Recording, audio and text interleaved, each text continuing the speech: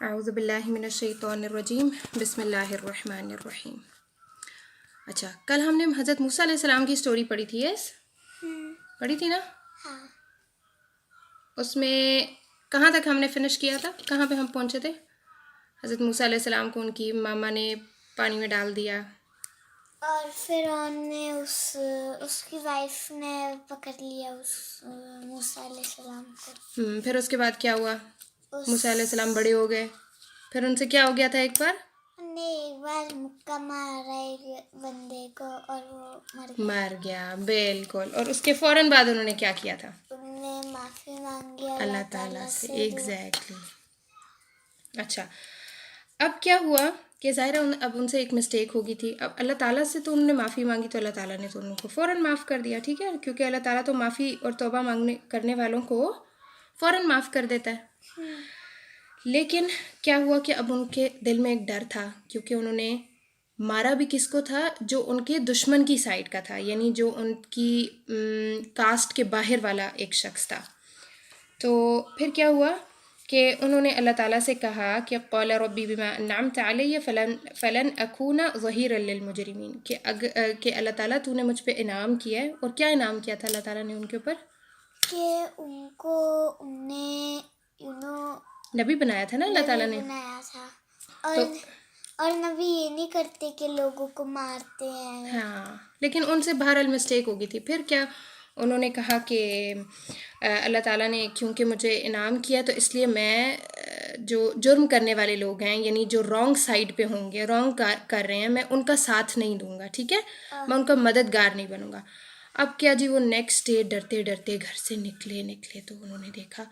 کل جس بندے نے مجھے کہا تھا نا کہ میری ہیلپ کرو اور وہ لڑائی کر رہا تھا، آج پھر اس کی لڑائی ہو رہی ہے، آج پھر وہ جو دشمن والے لوگ ہیں نا ان کے ساتھ وہ لڑائی کر رہا تھا۔ اس نے پھر حضرت موسیٰ علیہ السلام کو دیکھا، پھر ان کو کہا کہ میری مدد کرو۔ اب حضرت موسیٰ علیہ السلام اس سے پہلے کہ اس کی مدد کرتے، دوسرا شخص بولا ہاں جیسے تم نے کل ایک شخص کو مارا تھا، آج تمہارا ارادہ ہے کہ تم مجھے بھی مارو، تم تو بالکل بھی اصلاح کرنے والے نہیں ہو۔ تو اس کے اوپر نا کیا ہوا کہ ابھی ان کے بیچ میں یہ کنورزیشن چل رہی تھی، ایک بندہ پیچھے سے بھاگا آیا، کہتے ہیں حضرت موسیٰ علیہ السلام کو کہ تمہیں نا یہاں پر بڑے بڑے جو سردار ہیں نا وہ ڈھونڈ رہے ہیں، کیونکہ ظاہر قتل کی خبر اب پھیل گئی ہے، سب کو پتہ لگ گیا ہے کہ یہ مسٹیک ہوئی کس سے ہے۔ کہتے ہیں تمہیں نا ڈھونڈ رہے ہیں سارے۔ تو اب آپ جو حضرت موسیٰ علیہ السلام تھے ان نے نا وہاں سے وہ بھاگ گئے، جو ایریا تھا نا فرعون کا اور جہاں پہ بنی اسرائیل رہ رہے تھے اس ایریا سے بھاگ گئے، اور کیونکہ ان کو ڈر تھا، کیونکہ ان سے ہوئی تو مسٹیک تھی نا، تو پھر وہ کہتے ہیں کہ وہ وہاں سے بھاگ گئے۔ اور پھر حضرت موسیٰ علیہ السلام نے دوبارہ اللہ تعالیٰ سے دعا مانگی، رب نجنی من القوم الظالمین، اللہ تعالیٰ مجھے ظالم قوم سے بچانا۔ اب ظالم کون سی تھی؟ فرعون کی قوم تھی، ٹھیک ہے، حامان، جو کل ہم نے 2 نام پڑھے تھے، وہ لوگوں کے اوپر ظلم کرتے تھے، بنی اسرائیل کے اوپر ظلم کرتے تھے۔ تو اس لیے حضرت موسیٰ علیہ السلام نے اللہ تعالیٰ کی پناہ مانگی کہ اللہ تعالیٰ مجھے ان لوگوں سے بچا لو کیونکہ یہ لوگ ظلم کرتے ہیں۔ تو آج ہم اتنا ہی قرآن سے دیکھیں گے۔ اب ہم چلتے ہیں کیونکہ آج میرا بھی روزہ ہے، اور آج ہم چلیں گے سیرہ کی طرف۔ سیرہ میں کل ہم نے دیکھا تھا، بیعت دیکھی تھی، پہلی بیعت جو ہوئی تھی، آپ صلی اللہ علیہ وسلم نے مدینہ والوں کے کافی سارے لوگ تھے ان کے ساتھ بیعت کی تھی، ٹھیک ہے۔ اب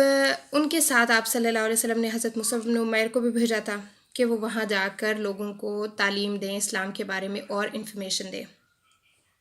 تو حضرت مصعب بن عمیر گئے، پھر بہت سارے لوگ اور بھی اسلام لائے۔ ہم نے ایک سردار کا بھی قصہ پڑھا تھا، اس نے اپنی قوم کو بھی کہا کہ میں تم لوگوں سے تب تک بات نہیں کروں گا جب تک تم اللہ کو نہیں مان لیتے، پھر وہ سب بھی اسلام لے آئے۔ تو کیا ہوا کہ اس کے بعد جب اگلا سال آیا نا، یعنی 13 نبوی کی بات ہے، اس کے بعد جب 13 نبوی آئی نا، تب دوبارہ حج کے لیے لوگ آئے۔ اب مدینہ والے بھی حج کے لیے آ رہے تھے، اور مدینہ والوں میں اب جو مسلمز تھے، کیونکہ حج تو تمام لوگ کرتے تھے، جو مشرک ہوتے تھے یعنی جو بتوں کی پوجا کرتے ہیں وہ بھی حج کرتے تھے، اور جو لوگ مسلمان ہو رہے تھے وہ بھی حج کرتے تھے، کیونکہ حج سب کے لیے جو ہے نا ایک بڑا ہی مقدس فریضہ تھا۔ تو کیا ہوا کہ اب جب مدینہ سے بہت سارے اور لوگ بھی آئے، نان مسلمز بھی آئے، لیکن ان کے ساتھ ساتھ 70 سے ابو یعنی 70 پیپل سے مور دین جو ہے نا لوگ، 100 نو 70 پلس، 70 plus. ہاں quasi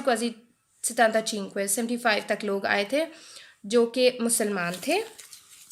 اور کتنے نان مسلم تھے؟ نان مسلمس کا نہیں پتہ،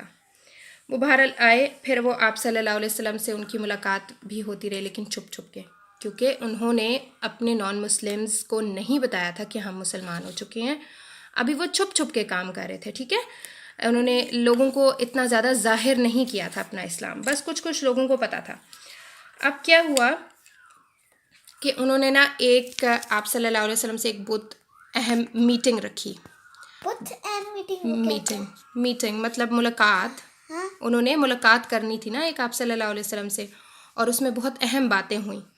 اچھا، اب وہ ملاقات جو ہے نا، عقبہ ایک گھاٹی ہے، یعنی ایک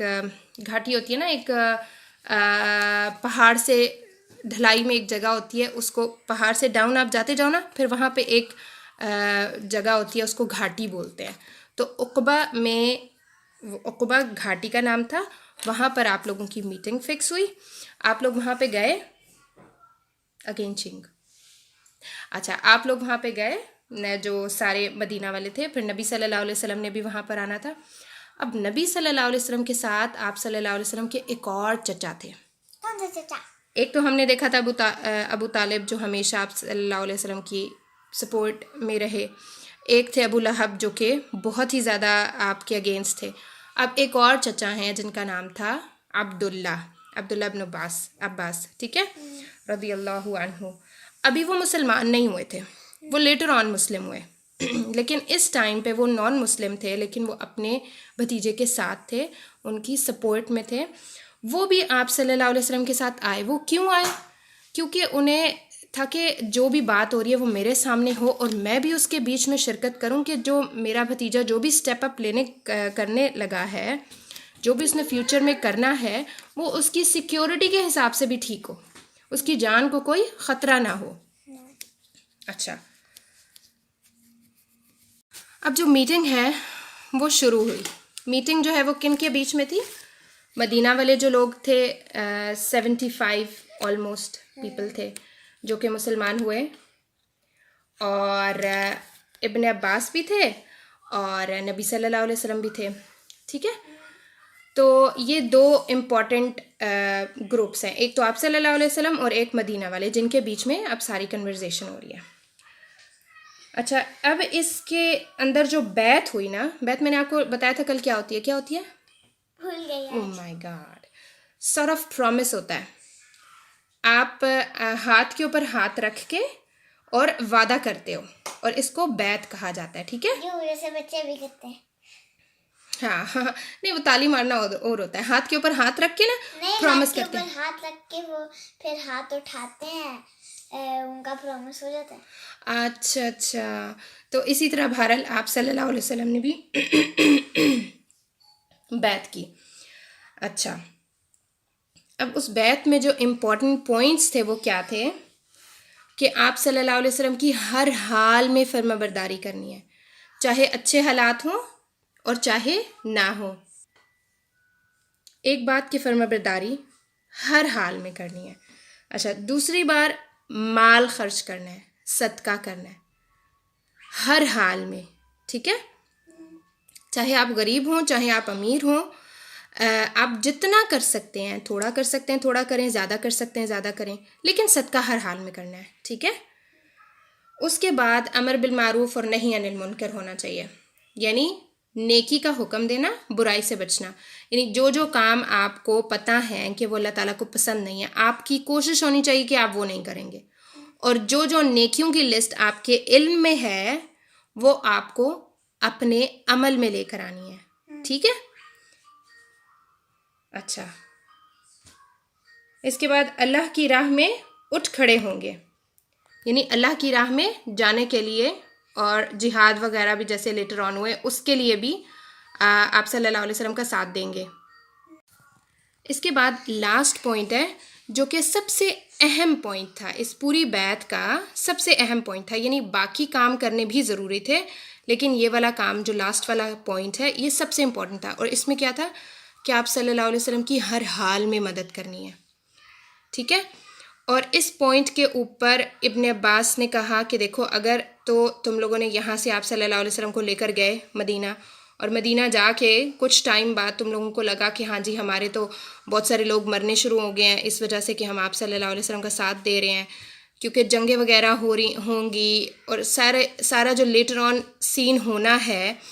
اس کے پیش نظر تم لوگ یہ کہو کہ اب ہم آپ صلی اللہ علیہ وسلم کو چھوڑ دیں گے، تو ایسا نہیں ہو سکتا، سوچ سمجھ کے قدم اٹھاؤ،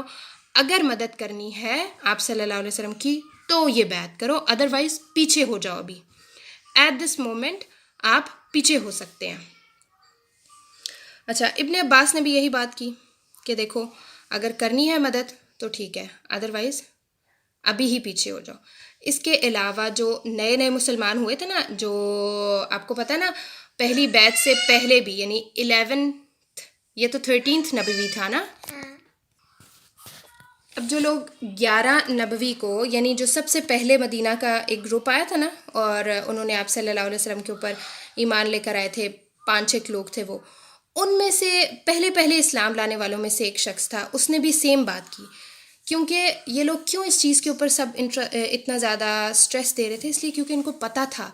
کہ آپ صلی اللہ علیہ وسلم کی مدد کرنا مشکل کام ہے، ٹھیک ہے، اس میں آپ کو مال بھی لگانا پڑے گا، اس میں آپ کو اپنی جان بھی لگانی پڑے گی، اس میں قوم کے بہت سارے لوگ لیٹر آن مر سکتے ہیں، شہید ہو سکتے ہیں، ٹھیک ہے، تو اس لیے یہ بہت ہی زیادہ ایک امپورٹنٹ بات تھی جس کو بار بار لوگ سب نے باری باری سٹریس دیا اور بار بار کہا کہ اگر تم لوگ بعد میں چھوڑو گے آپ صلی اللہ علیہ وسلم کو تو دنیا آخرت کی بربادی ہے، اگر فیصلہ کر لو ابھی اگر آپ کی مدد کرنی ہے اور بعد میں بھی کرنی ہے تو یہ بیعت کرو، ٹھیک ہے۔ اب اس کے اوپر تمام کے تمام جو انصار تھے، انصار مدینہ والوں کو کہتے ہیں نا، جو مدینہ والے تھے انہوں نے کہا کہ بھئی ہم حاضر ہیں، ہم ہر قیمت پہ آپ صلی اللہ علیہ وسلم کا ساتھ دیں گے۔ تو آپ صلی اللہ علیہ وسلم نے کہا ٹھیک ہے، آپ لوگوں کے لیے اس کے بدلے میں جنت ہوگی، پھر ہاں جنت ہوگی، ٹکٹ مل گیا بالکل۔ جو بیٹا صحابہ ہے نا ان سب کو اللہ تعالیٰ نے قرآن مجید میں کہا ہے رضی اللہ عنہم ورضوا عنہ، کہ میں ان سے راضی ہو گیا اور وہ مجھ سے راضی ہو گئے، تو جب اللہ کی رضا مل جاتی ہے نا تو جنت کا ٹکٹ مل جاتا ہے، دنیا میں مل جاتا ہے۔ اچھا، اب اس کے بعد ایک مدینہ کے لوگوں میں ایک شخص تھا، اس نے کہا کہ دیکھیں یہ تو نہیں ہوگا، مطلب مدینہ والوں نے تو کہا کہ ہم ہر حال میں ہر وقت تک ہم آپ کے ساتھ رہیں گے، لیکن اب مدینہ والوں میں سے ایک نے کہا کہ یہ نہ ہو کہ جب اسلام پھیلنا شروع ہو جائے، اس کو طاقت ملے تو آپ ہمیں چھوڑ دیں، تو آپ صلی اللہ علیہ وسلم نے کہا، جو وہ چچا تھے وہی تھے نا، عبداللہ ابن عباس، نہیں وہ دوسرے والے جو تھے دشمن، ہاں ابو لہب وہ تھے نا کیپل لیڈر، ہاں لیڈر قوم کی، وہ جو ہاں، لیکن وہ مکہ کے لیڈر تھے، جو ہم ابھی لوگ بات کریں یہ مدینہ کے ہیں، یہ ڈیفرنٹ سٹی ہے، یہ ایک دوسری جگہ سے لوگ آ رہے ہیں، ایک دوسرے سٹی سے لوگ آ رہے ہیں حج کرنے، اور یہ ابھی خفیہ ساری باتیں ہو رہی، چھپی کیونکہ آپ صلی اللہ علیہ وسلم جب ہجرت بھی کریں گے، جب مکہ چھوڑ کے مدینہ جائیں گے تب بھی آپ نے بہت سیکرٹلی کام کرنا ہے، کسی کو پتہ نہیں لگے گا، اور ہجرت بھی ہو جائے گی، ٹھیک ہے، چھپ کے کام کرنا ہے، کیونکہ اگر آپ یہ بات سامنے لے آتے لوگوں کے تو وہ تو سب مارنے کے اوپر تلے ہوئے تھے، وہ قتل کرنے کا انہوں نے پلان بنایا ہوا تھا۔ وہ بھی آگے ایک آپ قصہ سنیں گے، اللہ تعالیٰ نے بڑے ایک زبردست طریقے سے آپ صلی اللہ علیہ وسلم کی مدد کی، جس رات کو ہجرت کے لیے نکلنا تھا اس رات کو تمام لوگ آپ کے گھر کے باہر تھے، چارچفیری راؤنڈ میں، کہتے ہیں جس سائڈ سے نکلیں گے ہم ان کو آج نہیں چھوڑیں گے، وہ بھی پھر اللہ تعالیٰ نے کیسے نکالا وہ بھی ایک الگ سٹوری ہے، وہ انشاءاللہ ہم آگے جب آئے گی تو ہم کریں گے۔ ابھی تو بہرحال بات ہو رہی تھی کہ انصار نے کہا بھئی ہم تو ایٹ اینی کنڈیشن آپ کے ساتھ ہے. آپ ہمیں بتائیں جب اسلام پھولے پھلے گا, جب اسپریڈ ہو جائے گا, تو کہیں آپ ہمیں چھوڑ تو نہیں جائیں گے؟